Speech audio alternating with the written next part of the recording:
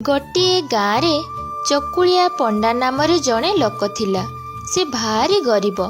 ସେମାନେ ମା ପୁଅ 2 ଜଣ ରହୁଥିଲେ। ପୁଅ ନିତି ଭିକ ମାଗି ଯାଏ। ଭିକ ମାଗି ଯାହା ଆଣେ ସେଥିରେ ଘର ଚଳେ। ଦିନକର କଥା, ସେଦିନ ଚକୁଳିଆ ପଣ୍ଡା କେତେ ଗାଁ ବୁଲିଲା, କିନ୍ତୁ ତାକୁ କିଛି ବି ମିଳିଲାନି। ଓଲଟା ତାକୁ ଗାଁ ଲୋକ ତଡ଼ିଦେଲେ। ବିଚରା ଚକୁଳିଆ ପଣ୍ଡା କାନ୍ଦି କାନ୍ଦି ସେଠାରୁ ପଳାଇ ଆସିଲା।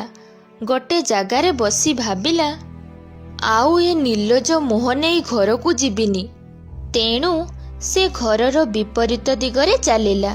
ଯାଉ ଯାଉ ଦେଖିଲା ଗୋଟେ ସୁନ୍ଦର ପୋଖରୀ। ସେଥିରେ ବହୁତ ପାଣି। ଶଙ୍ଖ ମଲମଲ ପଥରରେ ପାହାଚ ବସିଛି। ୟାର ତ ଭୋକ ଶୋଷରେ ପେଟ ଜଳୁଥାଏ। କ'ଣ କରିବ ତାକୁ କିଛି ବୁଦ୍ଧିବାଟ ଦିଶୁନଥାଏ। ଏଣେ ପାଣିକୁ ଦେଖି ତାର ଭାରି ଲୋଭ ହେଲା। ସେ ଯାଇ ପାହାଚ ଉପରେ ବସି ପଡ଼ିଲା। ଦେଖିଲା କାଚ କେନ୍ଦୁ ପରି ପାଣି। ଚକୁଳିଆ ପଣ୍ଡା ମନକୁ ଶାନ୍ତ କରିବା ପାଇଁ ଖାଲି କହି ହେଉଥାଏ, ଭାତ ଖାଉଁ, ଡାଲି ଖାଉଁ, ମହୁର ଖାଉଁ, ଆମ୍ବିଳ ଖାଉଁ, କ୍ଷୀରି ଖାଉଁ, କାକରା ଖାଉଁ, ଚକୁଳି ଖାଉଁ। ଏମିତି ଗୋଟିଏ ଗୋଟିଏ ଖାଦ୍ୟର ନାଁ ଧରୁଥାଏ। ଆଞ୍ଜୁଳେ ଲେଖାଏଁ ପାଣି ପିଉଥାଏ। ସେଇ ପୋଖରୀରେ ଥାଆନ୍ତି ଗଙ୍ଗା ମାତା। ଚକୁଳିଆ ପଣ୍ଡାର ଡାକ ତାଙ୍କ କାନରେ ବାଜିଲା।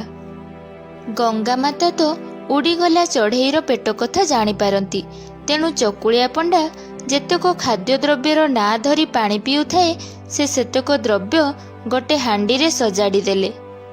ଚକୁଳିଆ ପଣ୍ଡା ଯୋଉଠି ବସିଥାଏ ସେଇଠିକୁ ଭସାଇ ଦେଲେ। ହାଣ୍ଡିଟି ଭାସି ଭାସି ୟା ପାଖରେ ରହିଲା। ଚକୁଳିଆ ପଣ୍ଡା ଏ ହାଣ୍ଡିକୁ ଦେଖି ଭାରି ଆଶ୍ଚର୍ଯ୍ୟ ହେଲା। ଆରେ, ଏ ହାଣ୍ଡିଟି କୁଆଡ଼ୁ ଆସିଲା? ଏଥିରେ କ'ଣ ଅଛି ଦେଖେ।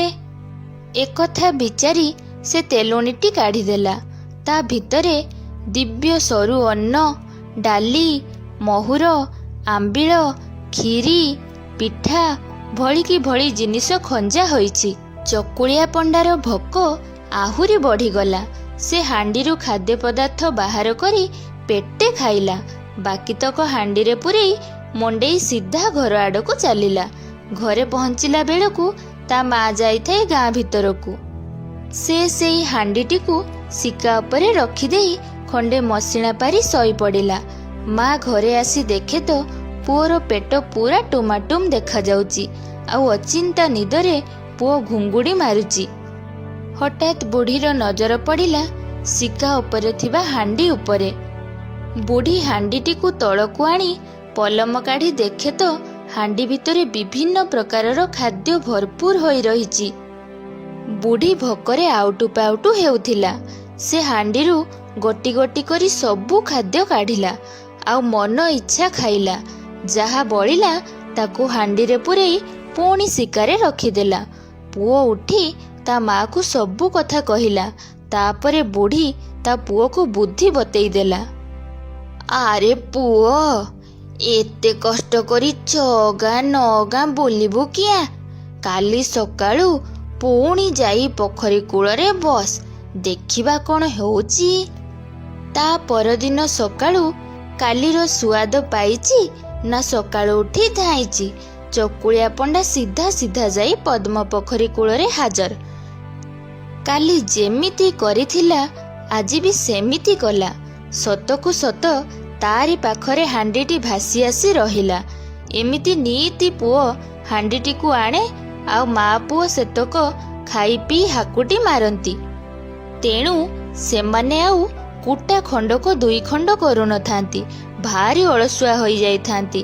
ଏଣେ ଗଙ୍ଗା ମାତା ବିଚାର କଲେ, ଆରେ, ଏ ମା ପୁଅ ତ ନିଖଟୁ ହୋଇ ବସିଲେ, କିଛି କାମଧନ୍ଦା କଲେ ନାହିଁ।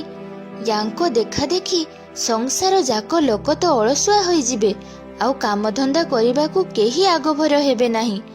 ୟାଙ୍କ ମୁହଁ ଭାଙ୍ଗିବାକୁ ପଡ଼ିବ। ଏଇ କଥା ଭାବି ଗଙ୍ଗା ମାତା ହାଣ୍ଡିଟିଏ ଆଣିଲେ। ସବୁଦିନ ଭଳି ଚକୁଳିଆ ପଣ୍ଡା ସେଦିନ ବି ପୋଖରୀ କୂଳକୁ ଗଲା। ପାହାଚରେ ବସି ଯେମିତି ନୀତି କରେ ସେମିତି କଲା। ମନେ ମନେ ଭାବିଲା, ଆରେ ବା, ଆଜି ବି ହାଣ୍ଡିଟିଏ ଆସିବ। ଆଉ ମୁଁ ନେଇ ଘରକୁ ଚାଲିଯିବି। ଗଙ୍ଗାମାତା ଏକଥା ଶୁଣି ବିଚାର କଲେ, ଦେଖୁଛ ୟାର କେଡ଼େ କଥା। ମୁଁ ୟାର ଭୋକ ବିକଳ ସହି ନ ପାରି ଖାଇବାକୁ ଦେଇଦେଲି ବୋଲି ମା ପୁଅ ଦୁହେଁ ଇନ୍ଦ୍ରଚନ୍ଦ୍ର ମାନୁନାହାନ୍ତି। ଆଜି ପାନେ ଭଲସେ ନଦେଲେ ଇଏ ଚେତିବେନି। ଗଙ୍ଗାମାତା ରାଗ ତମତମ ହୋଇ ହାଣ୍ଡିଟି ଭିତରେ ଗୁଡ଼ାଏ ବିଧା, ଚାପୁଡ଼ା, ରାମ୍ପୁଡ଼ା, ଗଇଁଠା, କାମୁଡ଼ା ଏମିତି ଯେତକ ମାଡ଼ ଏ ସଂସାରରେ ଅଛି ସବୁ ସେଇ ହାଣ୍ଡିରେ ପୁରାଇ ଦେଲେ ଆଉ ତା ପାଖକୁ ପଠାଇ ଦେଲେ। ଚକୁଳିଆ ପଣ୍ଡା ଯେମିତି ତେଲୁଣିଟିକୁ କାଢ଼ି ଦେଇଛି ହେଲା ତା ଉପରେ ମାଡ଼ ବୃଷ୍ଟି। ଖାଲି ତ ଚାପୁଡ଼ା ଉପରେ ଚାପୁଡ଼ା, ବିଧା ଉପରେ ବିଧା, ତା ଉପରେ ଗଇଁଠା, ତା ପଛକୁ ରାମ୍ପୁଡ଼ା, କାମୁଡ଼ା, ଏମିତି ତା ଅଷ୍ଟାଙ୍ଗ ଶରୀର ଯାକ ଦୁମ୍ ଦାମ୍ ଲଦି ହୋଇଯାଉଥାଏ। ମାଡ଼ରେ କୁଆଛୁଆ ଉଡ଼ିଗଲା। ପ୍ରଚୁର ମାଡ଼ ଖାଇସାରିବା ପରେ ତା ମୁଣ୍ଡକୁ ଗୋଟେ ବୁଦ୍ଧି ଜୁଟିଲା। ସେ ବିକଳ ହୋଇ ହାଣ୍ଡି ଉପରେ ତେଲୁଣିଟି ଘୋଡ଼ାଇ ଦେଲା। ଯେମିତି ତେଲୁଣିଟି ଘୋଡ଼େଇ ଦେଇଛି ସତେ ଯେମିତି କିଏ ରାଣ ଦେଲା ଭଳିଆ ଏ ମାଡ଼ ବୃଷ୍ଟି ଥମିଗଲା। କିଏ ମାରିଲା ବୋଲି ଦେଖିଛି ଯେ କାହା ଉପରେ ସେ ଦାଉ ସାଜିବ? ଶାଶୁ ମାରୁଥାଏ ବୋହୂକୁ, ଛାର ବୋହୂ ହୋଇ କାହାକୁ ମାରିବ ମାରୁଥାଏ ଚୁଲି ମୁଣ୍ଡକୁ। ସେମିତି ଚକୁଳିଆ ପଣ୍ଡା ତା ମା ଉପରେ ଗରଗର ହେଉଥାଏ। ଏଥର ସେ ହାଣ୍ଡିଟିକୁ ଉଠାଇ ଘରକୁ ଚାଲିଲା। ନିଇତି ଯେମିତି ଶିକାରେ ହାଣ୍ଡିଟିକୁ ରଖେ ଆଜି ବି ସେମିତି ରଖିଦେଲା ଆଉ ଭିକ ମାଗିବାକୁ ଚାଲିଗଲା। ଏଥର ତା ମାର ପାଳି।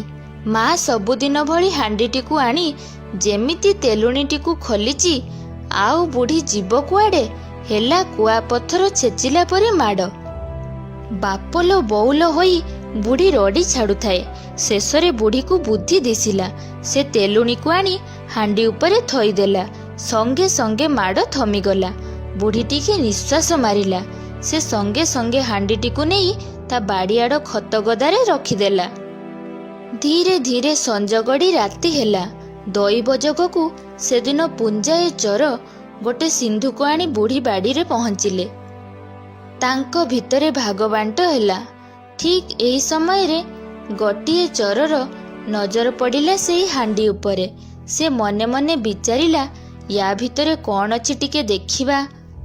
ଏଇ କଥା ବିଚାରି ସେ ହାଣ୍ଡିଟିକୁ ଆଣି ସବୁ ଚୋରଙ୍କ ମଝିରେ ଥୋଇଲା। ଆଉ ସେ ଯେମିତି ଢାଙ୍କୁଣୀକୁ ଖୋଲି ଦେଇଛି ଆଉ ଏ ଚୋର ଯିବେ କୁଆଡ଼େ? ହେଲା ସମସ୍ତଙ୍କ ଉପରେ ମାଡ଼ ବର୍ଷା। ଏଇ ଚୋରଯାକ ଟଙ୍କା ସୁନା ବାଣ୍ଟିବେ କ'ଣ? ମାଡ଼ରେ କଲବଲ ହୋଇ କିଏ କୁଆଡ଼େ ଦୌଡ଼ିଲେ। ଏମିତିରେ ଚୋର ଆଉ ମାଡ଼ ସବୁ ବାଡ଼ିରୁ ଚାଲିଗଲେ। ଏଣେ ବୁଢ଼ୀକୁ ରାତିଯାକ ନିଦ ନାହିଁ। ଘର ଭିତରେ ଥାଇ ସବୁ ଶୁଣୁଥାଏ। ଯେମିତି ଏ ଚୋରଯାକ ଯାଇଛନ୍ତି ବୁଢ଼ୀ ଦେଖିଲା ତା ବାଡ଼ିରେ ସିନ୍ଦୁକଟିଏ ଥୁଆ ହୋଇଛି।